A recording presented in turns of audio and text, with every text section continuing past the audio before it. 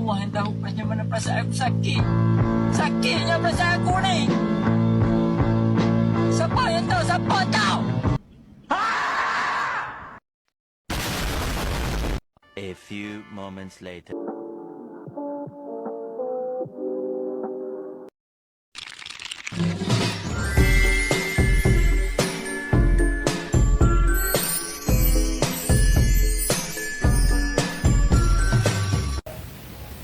Om Swastiastu. Halo, perkenalkan nama saya Lori Trisna Diaryati, biasa dipanggil Trisna. Saya dari jurusan Hotel Supervision Management FB dari kelas HSM FBA dari kampus Elizabeth Nusa Dua. Di sini saya akan membuat video tentang tokoh-tokoh inspiratif yang saya inspirasikan. Berikut adalah beberapa tokoh yang saya inspirasikan, diantaranya yang pertama itu ada Opung Luhut Binsar Panjaitan.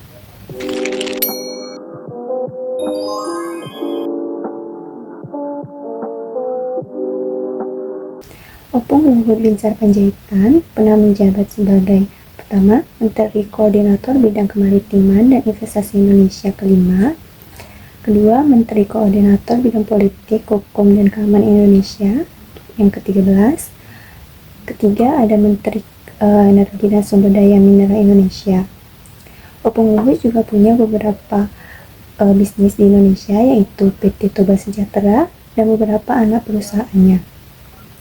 Selain itu, Opung Luhut juga sangat peduli dengan pendidikan di Indonesia, sampai pada akhirnya beliau mendirikan kampus di Sumatera Utara bernama ITDEL, salah satu kampus terbaik yang ada di Indonesia. Ada banyak pilihan fakultas, fasilitas kampus lengkap dan memadai, bisa dapat beasiswa, dan banyak komunitas yang bisa diikuti.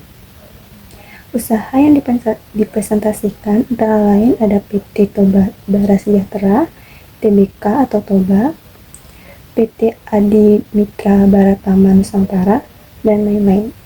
Nilai entrepreneurial yang bisa saya tangkap dari beliau adalah pertama mandiri, kedua kreatif dan inovatif, yang ketiga berani mengambil risiko, keempat berorientasi pada tindakan, yang kelima kepemimpinan, keenam ada kerja keras, ketujuh ada jujur, dan kedelapan ada disiplin dalam berkomitmen. Tokoh yang kedua itu ada Sudono Salim.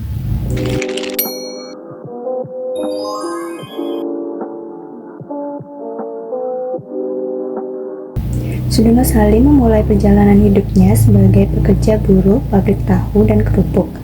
Setelah itu, ia mencoba peruntungan dengan bisnis cengkeh dan tembakau. Dulunya, bisnis cengkeh di beberapa kalangan sangat ramai, sampai percobaan bisnis tersebut membuahkan hasil yang baik. Bahkan, ia sempat menjadi bandar cengkeh dan tembakau di Kudus. Namun, di tahun 1942, bisnis cengkeh dan tembakaunya mengalami kebangkrutan. Saat itu Indonesia berada di bawah kekuasaan Jepang dan baru saja menduduki Hindia Belanda. Jadi hampir seluruh kegiatan masyarakat termasuk berbagai bisnis harus dihentikan. Tapi siapa sangka Sudono Salim yang berasal dari keluarga petani miskin dapat mendirikan Bank BCA yang saat ini menjadi salah satu primadona masyarakat. Berbagai bisnis dari pemasokan obat-obatan sampai pabrik semen sudah dicobanya. Salim Group pernah terkena dampak krisis moneter saat reformasi, namun dengan cepat ia berhasil bangkit kembali. Usaha yang dipresentasikan antara lain ada Bank BCA, PT Indofood, dan PT Bogasari.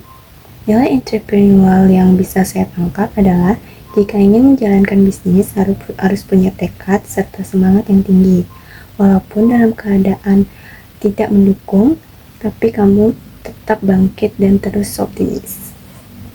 Tokoh inspiratif selanjutnya, yang ketiga itu ada Dato Sri Tahir.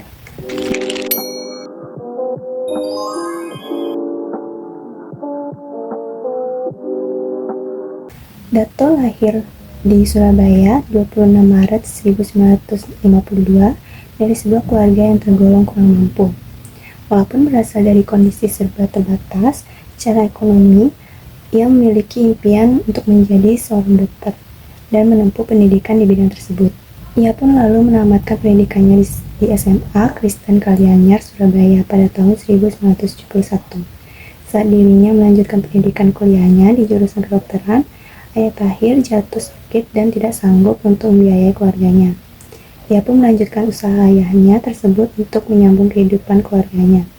Di usia 20 tahun, Tahir mendapat beasiswa untuk menempuh pendidikan bisnis di Nanyang Technological University di Singapura. Sambil menempuh pendidikannya, Tahir juga membeli barang-barang yang didapatkannya di pusat perbelanjaan di Singapura dan menjualnya kembali ke Indonesia. Setelah lulus, dia lalu melanjutkan bisnis gamennya tersebut. Bisnis gamennya cukup membuahkan hasil. Di usia 35 tahun, ia melanjutkan pendidikannya di Golden Gate University di Amerika Serikat di bidang keuangan. Setelah sukses dengan bisnis gamennya, Dato mulai memberanikan diri untuk merambah bisnis di bidang lain.